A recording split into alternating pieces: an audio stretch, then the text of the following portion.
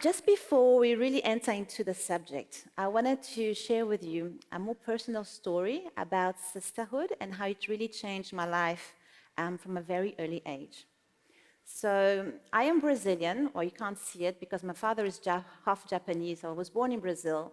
And when I was 12 years old, I went to South Africa, Johannesburg. It was in the 90s, and it was still the apartheid period. And discrimination was not only a matter of color, but also of gender. We had a class called Home Economics at school. I don't know if you had this here. And I had to learn how to clean, how to sew, and how to cook.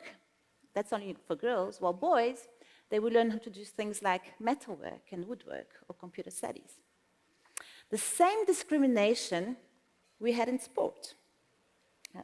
So that's my friends trying to make some cakes. So the same discrimination we had in sports. I remember going to watch friends of mine, her brother used to row.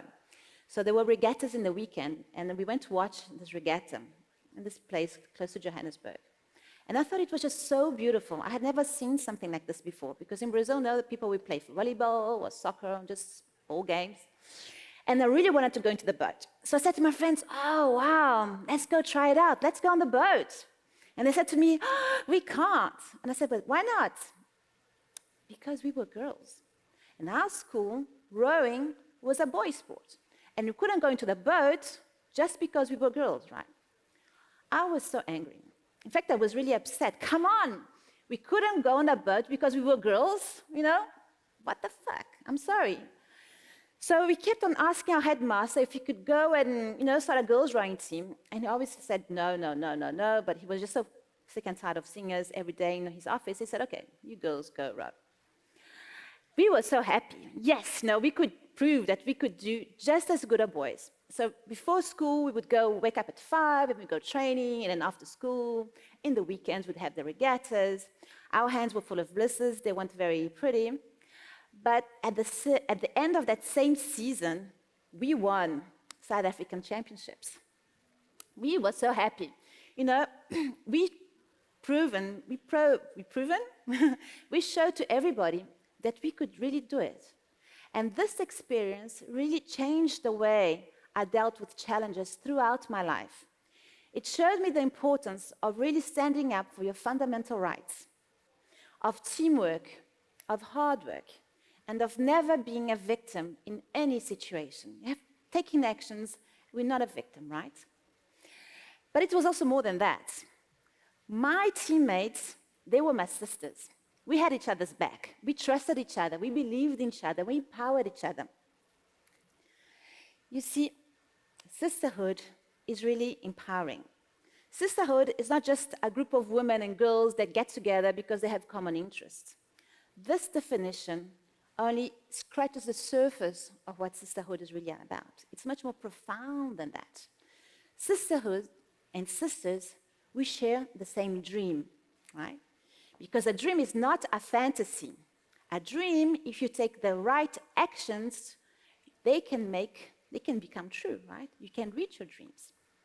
So if you have a circle of women with the same dream, committed to a common purpose, like social equality or social injustice, and taking action together, well, we can change the world. Today, we see the global sisterhood energy in movements like the Me Too movement or the Women's March or other groups of women that, for instance, want to have more board members, more female board members, on the directory board, because today I think it's less than 10%. So all these women that are really fighting for this, they're not interested in external satisfaction or rewards like fame or money. They really want to do something very meaningful and something powerful to be able to change the status quo. They are led by purpose, and they are driven by action. So today, if I ask you, what is it that matters to you? What's your purpose in life? What is it that you would do even though no one would pay you to do it? What do you really want to fight for in life? myself this question a couple of years back. In fact, I was 12, not 12, sorry, it was 12 years ago, so I was 32, because that makes, I'm 44 now. Anyway, and I changed my life completely at that time, because I was living this perfect life as it had been sold to me, so I had a very high-powered career. I was a director of this group of casinos and hotels in France, because I live in southern France. And then I had this beautiful house that could have been in the covers of any magazine, 2 beautiful children, loving husband. Even my dogs looked like they came out of Cinderella, those greyhounds, like those skinny dogs. I hate them today. Anyway. Reminds me too much of my old life. Anyway.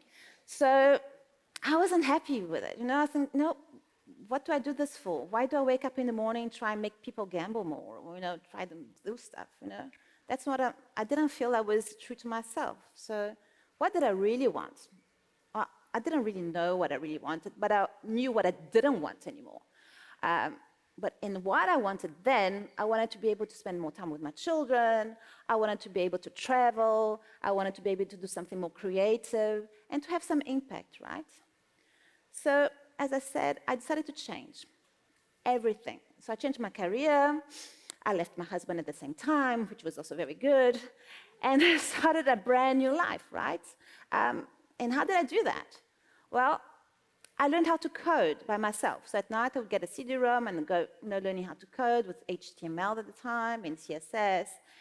And slowly but surely, I started to learning how to make small websites and then bigger websites and then some small apps until I finally made my own digital agency. And I realized that the digital skills that I learned really gave me the confidence and independence and the life that I was looking for. But in fact, I realized that it wasn't always like this, because I had so many failures. It was so difficult to get there, because this took me years, right, until I got my digital agency. And it was really, really tough. I was like excellent in failing forward, but I think it was in those times that you really learn the most, because you fail, you get up, you fail, and then you fail again, and you fail and fail. And I don't know how I could have gone through this period of my life if it wasn't for my friends, my sisters, my tribe. If they weren't there, I don't know if I would be here today. Because they gave me all the energy I needed when I had none. When you're just really at the bottom of the pool, sometimes they say, yeah, well, you have to go to the bottom to get up. But sometimes when you have no power to get up, they have to come and lift you up, and they did get you out of the pool. So that's what my tribe really did to me at that time. Because they were experiencing the same things that I was. We had the same challenges, that of being a mother and of having a business, conciliating motherhood and business. With 4 children, it's not always easy. Even with 1 child, it's difficult. Sometimes even with ourselves, it's difficult to get all things done. So that was very complicated. Getting funding, oh my God. I remember I wanted to get my business started, so I had to go ask for some money, and I had at least 10 or 15 banks. They all said no to me, all of them. And some of them said, perhaps, but come back with your husband. And I said, this can't be it. So I realized that in the digital world, there was a huge gender gap, not a big one, a huge gender gap. And not only was it huge, but the worst thing, that it was getting bigger and bigger every year. So that means that in the 1940s and the 1960s, there were more women developers and more women in the technical field than it was in 2000 and 2012. So just to tell you a bit about that, I made a little video so you can see what the history is like of women in AI and computing. So 200 years ago, Ada Lovelace, she made the first computer program. It was an algorithm which calculated a series of numbers. Isn't she pretty? In the 40s, during World War II, women operated the first computing machines, and they continued to work on them throughout World War II. There was even there we go. See them, Mary Ellen Wilkes with a link. She did the first personal computer. And in the 60s, coding and computing programming, they were really considered almost like female work, like knitting or weaving. This I love the most, you're going to see. In the 68, there was a book entitled Your Career in Computing, saying that if you like to cook with cookbooks, then you would be a perfect programmer.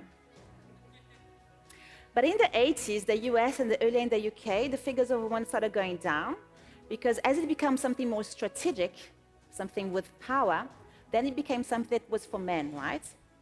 So it became like a boy's toy. And in the 90s, there's this wonderful idea of trying to find the culture fit, the perfect person through personality tests. What would be the perfect programmer?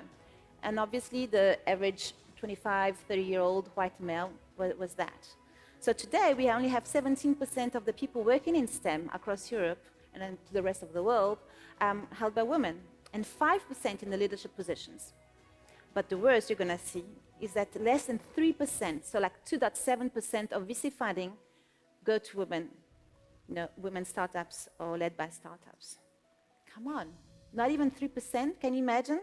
So 97% of global funding, or VC funding, go to startups or companies which are founded or led by men. So this wasn't right? I said, come on. This remembered how, when I was a young teenager, we had to fight for our rights, how 4 girls, teenagers, when we had this big dream of going into a boat and of taking action together, we changed the status quo then. So imagine what could happen if all the women from around the world that were concerned about the same cause joined forces to try and embrace technology, to make women more powerful and know more about what it could happen. So I said to myself, let's make Women in Tech. Let's make this huge non-profit organization where we are going to try and get the sisterhood thing going and try and unite women from all over the world to unite forces. So that's how Women in Tech was launched 2 years ago in 2018. So that was us opening the chapters. That was last year. And that was where I met Peace Mitchell. And what is Women in Tech? So we are a non-profit organization, so we have absolutely no money. All we do it really because we volunteer, because we have passionate people around us that are really trying to help out, and they're really passionate and engaged in changing the world. We have 4 main pillars, which are education, entrepreneurship, social inclusion, and science and research. And we're trying to empower girls through programs, through networking, through mentoring, and through a number of things. So to show you what we can do when women get together in only 1 year, I'm going to show you a little bit about our milestones in 2019.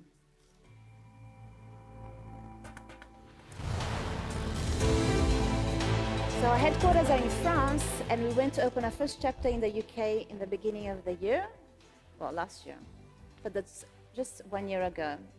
So that was in London. There were like about 150 women. Then we went to Portugal in Lisbon, and that was on the 8th of March, so it was Women's Day, so it was a very special moment where we opened there. Then we went to the Netherlands. So we did the Women in Tech Challenge afterwards, exactly. And that's where we had Dr. Crystal Johnson, and there's Peace Mitchell, that's our Women in Tech ambassador here in Australia. Then we opened in the Netherlands. As I was going to say, it's such a small country, but there were like 300 women in the room, and it was sold out in 48 hours. In summer, we went to New York City, where we also had another event there. And from there, we went to North Macedonia. So that was a very special thing. And I'm going to tell you something about North Macedonia just now. So it's good you see it on the map, because no one knows where North Macedonia is, right? We did the Women in Tech Global Awards in Lisbon last year. And then we opened in Sydney in December. No, it was end of November. So that was only 2 months ago. And last night, we opened here in Melbourne. Oh, it was so special. Yeah, we were really happy. Yeah. And we went to Russia. When would I have imagined going to Russia, right? Oh, it was so wonderful. So that's in 1 year. We did all of this. Why? Because women, they feel concerned, because they believe in this dream that we have of empowering each other. We're there to rise and to lift others up while we rise, to all work together. So this was 2019. So now 2020, So we opened in Melbourne yesterday. So that was so wonderful. And the ladies there, I met such wonderful, rich ladies, not rich like rich in money, but like rich, you know what I mean? Georgina, have you heard of Georgina McEnroe? She has the Sheba Drive, like the Uber for women. Wow, she's amazing. She blew me away. I thought she was just so inspiring, so powerful and funny at the same time. And Munira, so she's this lady from Pakistan who didn't have not even a glass ceiling, as she was saying. It was like a concrete ceiling. A glass ceiling, at least you can see through. The concrete, you just have you can't imagine that there's something after that. And she came to Australia, to Melbourne, and now she's a PhD, a senior lecturer in the Melbourne University. And all these women with all the different stories, with all their passions and it was just so empowering that I'm kind of feeling even empowered here today, this morning. But I want to tell you was a story about Dina. So Dina is a lady that I met in North Macedonia. So the capital is called Skopje. And we were doing the launch on the 25th of September last year. And I went on stage like this, and I was doing the opening speech just after the Minister of Innovation. So the Minister of Innovation, he came to do to welcome me and everything, and all the 150 guests that were there. And I started to tell them the story, because I like to do kind of storytelling so that people can kind of know who you are. And I'm saying the first time I met a North Macedonian, because I didn't even know who it was myself, it was when I started Women Tech. I wanted to do something, I didn't know what, so I went on social media and asked if someone wanted to help me. And the first one who said yes was Elena Kolevska. Elena Kolevska is a North Macedonian lady who now she works and she lives in Portugal, but she developed an edtech platform. So this edtech platform, she has courses with videos and different ways to teach girls or women or anyone who wants to learn how to code, right? So she said to me, okay, let's do a summer coding camp.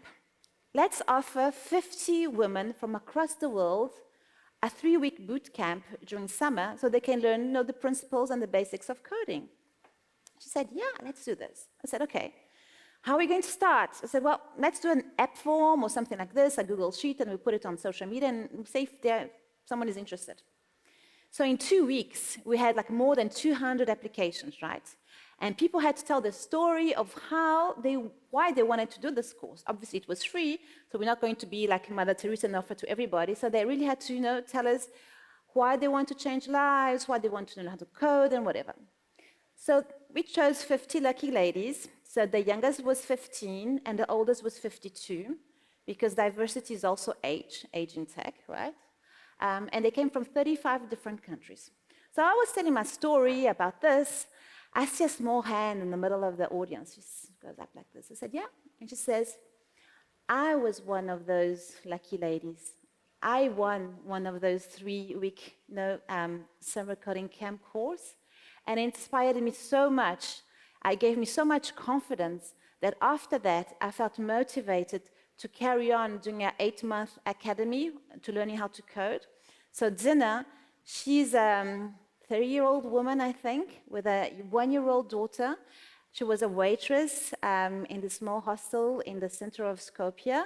And because of that, she had the confidence and the motivation to carry on learning front-end development. So that was the 25th of September. And on the 1st of October, just 1 week afterwards, she was starting her first job as a developer. So I love the story because it really shows us, that's her and me, that's in Skopje, how we can really change lives, right? Because sisterhood is about helping each other.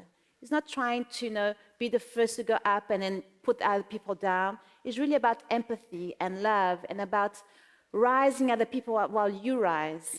So here they are.